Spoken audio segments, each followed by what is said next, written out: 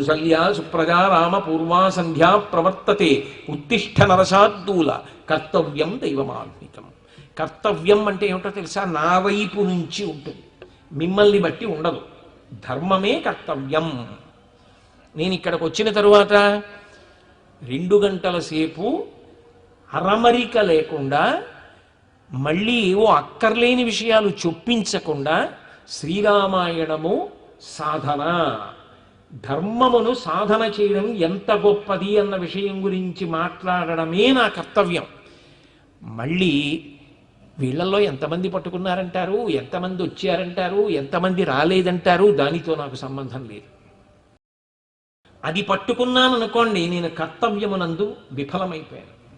చెప్పడము నా కర్తవ్యం అంతే, పట్టుకోవడం మీ కర్తవ్యం. కొడుకు ఉన్నతికి రావడానికి కావలసిన వాతావరణాన్ని ఇవ్వడం, కొడుక్కి ధర్మాన్ని ప్రబోధించడం తండ్రి కర్తవ్యం. ఒక ఉద్యోగిగా నేను చెయ్యవలసినది చెయ్యడం నా కర్తవ్యం. ఎవరు చెయ్యవలసినది వాళ్ళు చెయ్యడం వాళ్ళ కర్తవ్యం. అంతేగాని అవతల వాళ్ళని బట్టి నా కర్తవ్యం మారదు. నేను చెప్తున్నాను, చెప్పడం నా కర్తవ్యం. ఎంతమంది, దాంతో నాకేం సంబంధం ఉండదు. చెప్పడమే నా కర్తవ్యం అంతే. చెప్పడం ద్వారా నేను తరించడం కోసం అంతే. మా నాన్నగారండి మా తమ్ముడిని ఎక్కువ పొగుడుతారు, ఏం కాళ్ళు పడతాను, ఆ మాట ఉండదు. ఆయన తండ్రి, కొడుకుగా నీ కర్తవ్యం. ఆమె తల్లి, కొడుకుగా నీ కర్తవ్యం.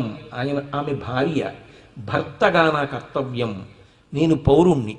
ప్రభుత్వం ఎలా ఉన్నా, సమాజం ఎలా ఉన్నా నా కర్తవ్యం.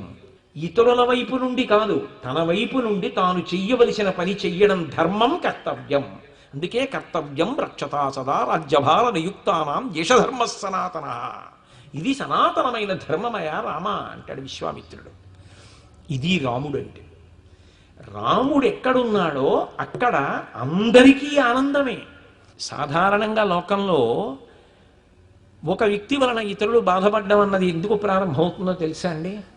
ఒకడు విశేషమైన గర్వాన్ని పొందాడు అనుకోండి, ఆ గర్వము చేత అవతల వారిని తృణీకరిస్తాడు.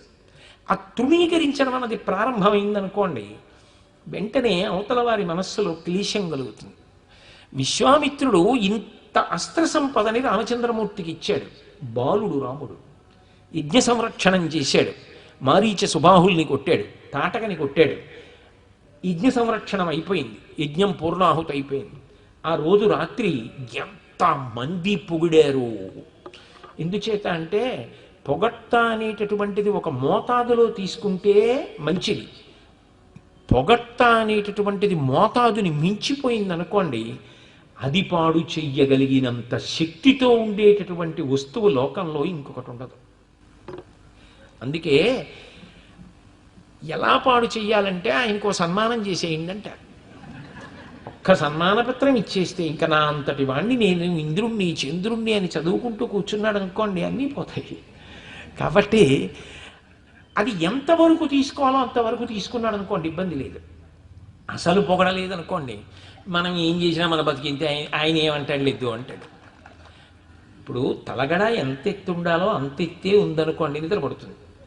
దూది ఉండిపోయిందండి అని ఓ 7-8 గజాలు ఎత్తు తలగడా కుడితే, డబ్బులు ఉన్నాయి కదా అని పాదం కన్నా పెద్ద పరిమాణంలో చెప్పు కొనుక్కుంటే, డబ్బులు లేవని చిన్నది కొనుక్కోకూడదు, డబ్బులు ఉన్నాయని పెద్దవి కొనుక్కోకూడదు. దూది ఉందని బాగా పెద్ద తలగడా పెట్టుకోకూడదు, దూది లేదని ఓ గుడ్డ ముక్క తల కింద వేసుకోకూడదు, స్పాండిలైటిస్ ఉంటే తప్ప.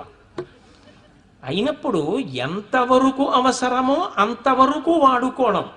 పొగట్ట కూడా అవతల వాళ్ళు తెలియక చేసిన తానెంతవరకు పుచ్చుకోవాలో అంతవరకు పుచ్చుకోవాలి. మోతాదు మించి పుచ్చేసుకున్నాడు అనుకోండి, మత్తిక్కిస్తుంది. ఇది